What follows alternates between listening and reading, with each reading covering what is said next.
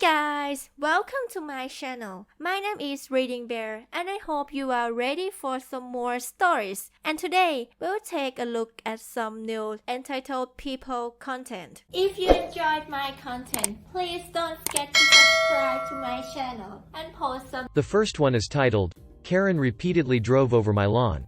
I ruined her car.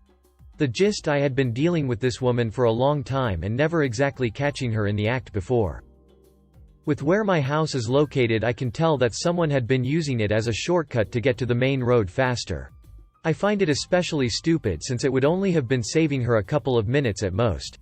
I had never caught her in the act and the only evidence was my lawn had been totally destroyed.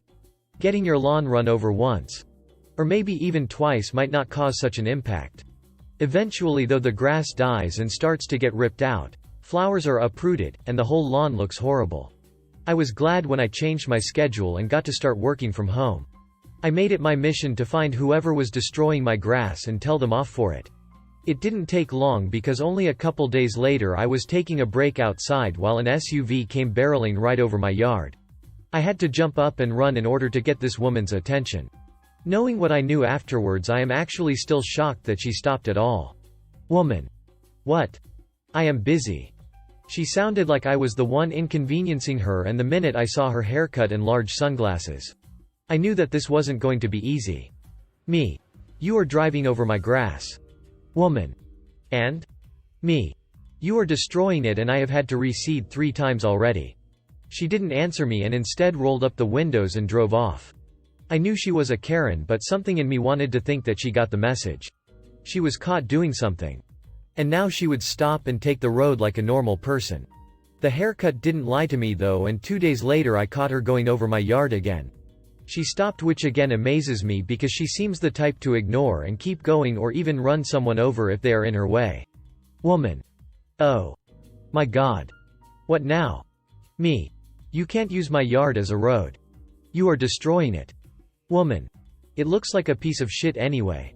Me. That is because you ruined it by driving over it so often. Use the road like a normal person and stay off of my land. Woman. Look, I don't know who you think you are, but I am very busy. I need to pick up my kids from school. And there is no way I am wasting time when I can take a perfectly good shortcut. Me. For the last time, it isn't a shortcut, it is my yard. She drives away again, leaving me frustrated and knowing that she just doesn't care. Talking wasn't going to work. And I felt like any more damage to my yard and the soil would be too ruined to replant grass seed at all.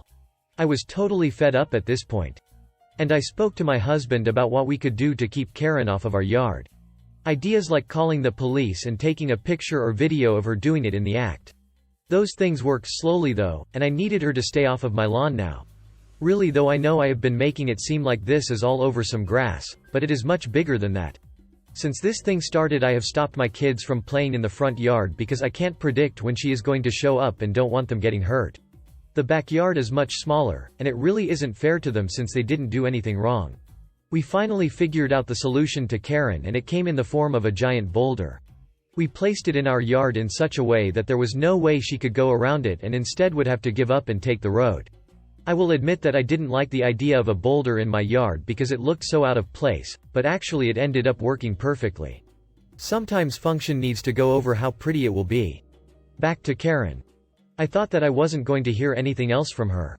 And if I did, it would be her banging on my door to complain about what I did with my own property. Instead, I get pulled out of doing work by a giant crash sound. And I run outside to see what happened. It turns out Karen somehow ignored the giant boulder and tried to drive over my lawn again. She smashed right into it and her front bumper was destroyed. She was screaming so loud about how I broke her car, and she was going to call the police and have me put in jail. She was on the phone talking to the police, and for my own safety, I locked myself in the house until they arrived. I don't know what she told them that got so many of them to show up, but I can guarantee that it was a lie. I asked them if they needed a statement or anything from me, but they told me that it wasn't really necessary. It was more than clear from the way her car looked that the only way it would have happened is her driving in the middle of my yard. Instead, they started to question Karen relentlessly about if she swerved or if she knowingly tried to cut through someone's property. If she didn't see the boulder in her way and if she was distracted by her phone or something to cause that. They knew right away that it was her fault, and I couldn't have magically attacked her car with a boulder that was in my yard. She got towed away. And I was lucky enough to never see her again. I still kept the boulder in my yard because I was worried removing it would cause things to go back to how they were before. The grass and flowers got replanted, and after a while my yard started to look great again. Even the boulder that I thought was an eyesore ended up being okay and actually loved by my kids. They liked to draw all over it with chalk and paint, trying to make it pretty, as well as climbing on it. For 2 little kids it was like the best toy ever right in the front yard. At least I don't need to explain to them why we are the only house with a random boulder in front of it. I wish I knew if Karen got in a ton of trouble for what she had done, but I had no way of finding out. I do know from experience that a smashed bumper can be pricey to fix, and her insurance might not fork over the money to repair it. TLDR. Karen drives over my property and destroys my grass. I ask her twice to stop doing it only to be told off and then ignored by her. Finally, I had enough and placed a boulder right in the middle of my yard that she had no way to get around. Instead of taking the road, she smashed right into the boulder and destroyed her front bumper. She tried to blame me, but the police could see that she was at fault and towed her and the car away. I haven't seen her since, and now the boulder is loved by my little kids to draw and play on. Mess with a mama bear and you get a giant boulder to the car. The next one is titled, Entitled Woman. This happened earlier this week. We just got extremely slammed by customers. As luck would have it, I was the only management in the store, front-end shift manager, that could run the service desk and a register.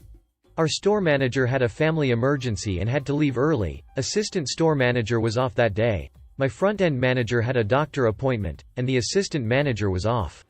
I made the decision to close the service desk due to the fact that my 3 cashiers were not able to keep up with the constant flow of customers.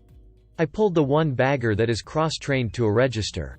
I called the 2 daytime stock to help bag, plus our floral person and our general merchandise person were bagging. The other 2 actual baggers were tag-teaming on bagging and keeping carts inside. So I had 5 registers open and a bagger runner for every lane. For 2 solid hours at no point did we have less than 5 people waiting at each checkout. In that time, we not only met, but exceeded, sales goals for the whole day with several hours still left for the store to be open. There was no way to have predicted this. It happened during what is usually our dead zone, and all departments use that time to regroup and restock. To say it was a madhouse is the biggest understatement I can make. Back to the service desk. I put up a sign saying the service desk was closed. If I saw anyone lingering, I would send one the people that was bagging to inquire what they needed and to inform them that it would reopen at X time. Thankfully most that did linger were understanding and just wanted lottery. So they were directed to the self-serve machine. The few that wanted money services were understanding that they could come back in a little bit. No one wanted refunds or exchanges, or I would have had to shut down my register to help them. Except one lady. After she has waited at the desk about 10 minutes, I sent Buddy to see what she wanted. She told him she was just waiting. Okay. Another 10 minutes and Jane ran to see what she wanted. She asked if Jane could run the desk, to which she replied no, only I could. And I was on a register. She said she would wait. 20 minutes later, we could see it was starting to slow down. I announced my lane was closing so I could attend the service desk. We still had 2 to 3 people at each register. But it was manageable with 4. It still probably took me another 5 minutes to clear my line. So this lady has waited a good 45 minutes, standing in the same spot. Me. Hi. I'm really sorry for the wait. How can I help you? EU. I need to be checked out. Shoves her small pile of groceries further back on the desk towards me. Me. Slight pause to process what she has just said to me after waiting that long. I'm sorry. But we do not check out groceries at the service desk. Pointing at sign above my head. The service desk is for inquiries, refunds or exchanges, money services, or lottery. You will have to go through a register to purchase your items. EU. I can't stand that long. I need to pay here. Me. Pause again to process that one. She doesn't have a card or any mobility aid too. The item she has means she walked all over the store without a cart or handbasket. So she carried them all. Again, I'm sorry, but we just do not check out groceries here. EU. Do you have a disabled lane, a self-checkout, or at least an express lane? Me. Register X meets ADA requirements for a disabled lane as there is extra room for mobility aids. We do not have SCO, and the express lanes are not open as we do not have enough cashiers at this time. EU. Then Register X needs to only be used for people that need it, like me. Now, I can't stand in lines that long. Here's what we're going to do. I'm going to give you $40. That should more than cover this. Then you can just ring them in at a register later and keep whatever is left. Me. I know my mouth is hanging open and my eyes wide at what she just said. No ma'am, that is not how this works. How this works is if you want these groceries, you have to take them to an actual register where they scan them, tell you the total, you pay, then leave. I can get you a cart if you need something to lean against, but you have to go through a checkout lane. If you do not want to, you can leave your items here. And we will put them back later when the night crew comes in. EU. I know my rights as a disabled person and you have to make accommodations for me. Now, you just go over there and open that express lane and check me out. Me. Ma'am, this store is ADA compliant with auto open doors, a ramp at the entrance, exit, disabled parking. We have 3 electric carts and a wheelchair for customer use, along with a lane with extra room. The express lanes are not going to be opened, they are actually shut down and would take 20 minutes to boot up. They really do for some reason. And we had shut them down earlier because they had went offline and just hadn't had a chance to turn them back on. EU. Get me a manager. Me. Well, as you can see clearly on my name tag, it says I am the shift manager. At this time, I am the highest ranking manager in the store. If you wish to speak with another one, I will be glad to call produce or dairy for their manager, but they ultimately report to me in the absence of actual store managers, so I'm not sure what good it will do you. Me. Now, this has wasted a good 15 minutes of my time. This means you have stood here for a good hour. None of the registers have more than 2 people at them at this time. In fact, Register X, our ADA-compliant lane has 1 person. You can either join them, or leave the items here. At this point I walked over to the phone that has been ringing non-stop for over 2 hours to deal with those unhappy customers. Yes, she went to Register X where she complained loudly the whole time about this store, customer service, and how we did not accommodate disabled people. No, it wasn't the end. I had already sent out a group text to the front-end management team, which included the store manager and assistant. The assistant pulled the camera footage from that time, watched her walk all over the store just fine and completely unaided, get in line for a few minutes, get out, wander back around the store, go to the desk, take a picture of the closed sign at the service desk, proceed to read 2 newspapers and throw them in the trash, which means our independent newspaper person is out the money for them, and be at the service desk for 67 minutes, then finally to a register where she was checked out in 2 minutes and 12 seconds. The assistant also pulled our times and our average checkout for the day was 2 minutes and 39 seconds, along with hourly sales report.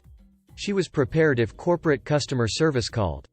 Customer service got a good laugh out of the whole situation but did say to try using our express lanes when busy like that. But I refuse to use them as they are 15 or less. People ignore that and it backs things up further. The next one is entitled Store Owner. So I've been building PCs since around 2009. Mostly for myself. But I've built a bunch for friends over the years. So my friend's PC died due to his power supply dying. He had bought a pre-built from a company. But they didn't offer that particular model anymore and trying to get a replacement PSU from them was more trouble than it was worth. So I went to the PC shop downtown. This shop sold various parts but where they really made their money was from their pre-builts. I went in looking for a power supply and the owner asks me if he can help. So I explain the situation. Owner. Instead of buying a power supply you don't even know will fit your friend's case, you could buy a pre-built for X amount of money from me. You could even buy one for yourself. Me. Just the power supply thanks and nah. I just built my own PC. This seemed to annoy the owner. But I didn't really care. I paid for my stuff and walked out. A few weeks later I ended up building another friend his own PC, and to explain. I generally ordered the parts from a guy the first knew. He could get me almost anything I wanted. The only thing was I had to pay cash because debit machines are expensive. And he was operating his little side business as just that. A small-time side business. So I put together my friend's PC and told him about how to clean it, etc. Since this PC only had 1 hard drive, this was before SSDs were cheap enough to become mainstream. I figured I'd make him a PC upgrade kit with SATA cables, thermal paste and a few other things he wanted. So off to the PC store I went. It wasn't my first choice. But I had used all my own extra cables for either mine or other friends' builds. The owner's employee was working and I bought probably $500 worth of things. Found a sound card I really wanted, among other things. The employee called the owner out and he gave me a dirty look but rung up all the items. Owner. So you won't buy any of my pre-builts or send your buddies in to buy any? You'd be really helping out a small business owner. Me. I'm not interested. I can build what you're selling for a lot cheaper. And I'm not in the habit of ripping off my friends. The owner began shouting at me to take my stuff and get out. And I told him to enjoy the $500 because it would be the last money he'd ever see from me. About 2 years later I built a new PC but things had changed. We had gotten Visa debit cards. So online shopping was open to me. My friends knew it and told their friends if they wanted a PC to come to me. I spent a crazy amount of money on Amazon. Within a year that owner's shop had closed down and he raged on Facebook I was creating unfair competition. I'm not, nor have I ever been a business. No, I didn't make a ton of money building PCs for friends and friends of friends. I charged a flat $40 build fee if they could afford it. On a more interesting note, it turned out the former shop owner was selling pirated Windows copies. I'm not sure if he ever got in trouble for that. I hope you enjoyed the video. Please consider subscribing to my channel if you haven't already and post some bear emojis in